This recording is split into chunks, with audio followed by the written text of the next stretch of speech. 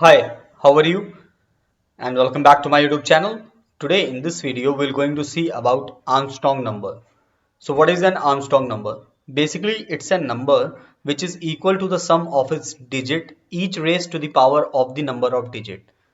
Here you can see that if the number is 153, so 1 cube plus 5 cube plus 3 cube, that is equal to 1 plus 125 plus 27, that returns us the same number, that is equal to 153. So this is an Armstrong number. Similarly, there are many more examples here like 0, 1, 153, 370, 371 and 407, 407, right? So now how you can make a program for this, right? So first of all, you need to define a function. Here I have given is Armstrong number and then I have passed a parameter as a number, right? First thing is now I will convert this number to an string, right? So I will initialize a variable with the name as numString and then I will use this toString method, right? So now my number has now been converted to a string. The next thing, I'm going to calculate the number of digits, or I can say that I will calculate the length of this string. So for that, I'll initialize a variable num digits and then I'll use this dot length on this string num string, right? So here you can see that the length, let's say I have given a number as 153, so the length will be 3, right? Okay. Now I will use the variable sum and initially I will initialize this to, I will assign the value of 0, right?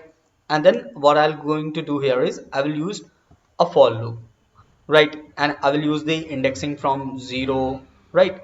And the condition will be I is less than the number of digits, that is this 3, right? So initially it was, the loop was starting from 0 and then the value and up to 3, right, which is less than 3 since the length of the string is 3, and it will start from 0, 1, 2 and 3. So all the 3 digits will be covered over here, right? And then one by one we are going to increase the value of the I, so the position will be changed one by one.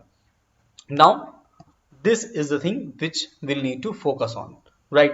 This sum is equal to sum plus math.pow parse int num string I, and then the radix or base is 10 and the num digits, number of digits, right?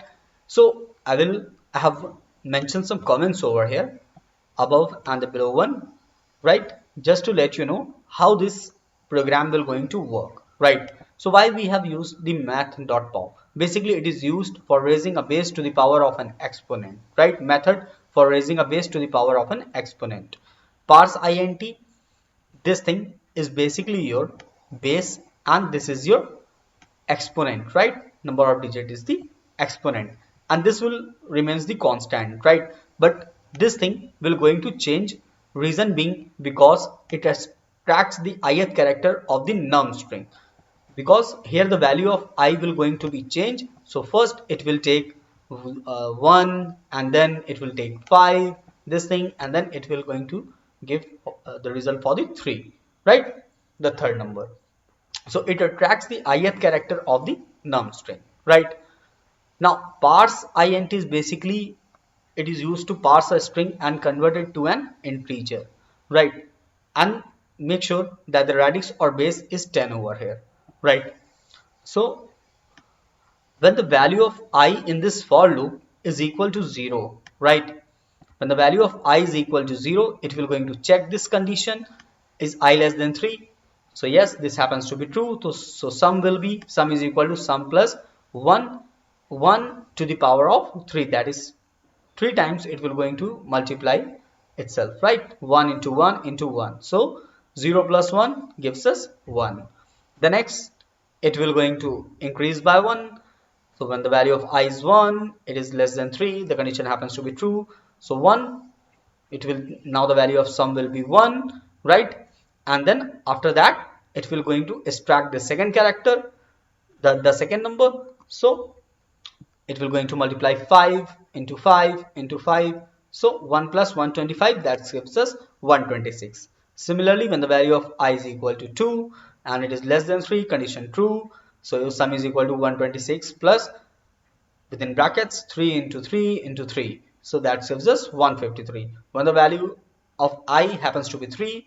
And since in this condition you can see that value of I is not less than 3, but instead it is equal to 3 now. So this condition will be false here, and therefore the loop, it will come out of the loop and the program will going to be stopped here only. So the sum will be having the value of 153. Right now, after this will come out of the for loop and we're going to return this thing, right, to our Armstrong function. They named as is Armstrong number, right?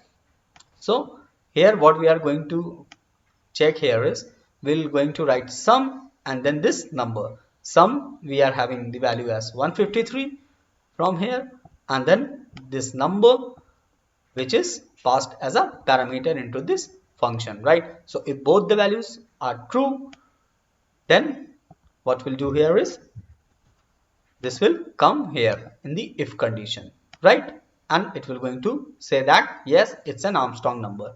And if here the value is false, then this part will be going to be executed, the else part. So basically you'll just write you'll just mention a variable over here and you'll just need to pass the number which you need to be checked, right?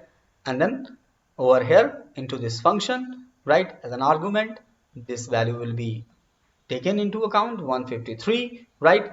It will, as soon as this will come to this function, it will go above and check all the things for the Armstrong which I have already told you, and then according to this return statement, it will going to execute this if and else condition, right?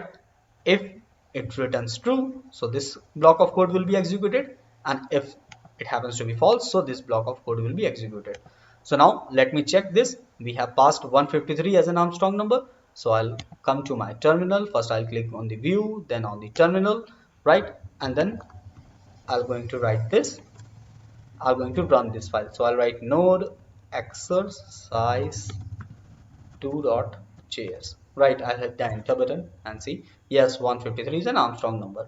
I will check for let's say 1, right?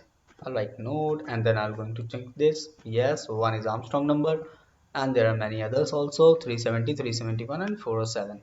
So I'll check with 370 also. Let's say I have written 370. I'm going to save this and run this file again. So yes, 370 is an Armstrong number, and 371, let's see also. Yes, 371 is an Armstrong number. Let's check for the last one also, 407. Yeah, it is an Armstrong number. Let's say I have a number, let's say I have 256. Let's check for this one also.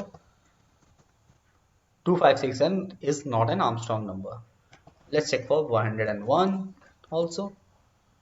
I've taken some random number. Yes, 101 is not an Armstrong number, right? We'll check for, we'll leave it as 153 only. Okay, 153 is an Armstrong number. So in this way you can create your Armstrong program, right? So I hope guys that you have liked this video, and if you are new on this channel, so I request you to kindly please subscribe this channel so that you can get all the latest update from this channel, and also you can able to watch more videos like this. So thank you, that's all for this video, and I'll hope to meet you soon in the next video. Thanks for now.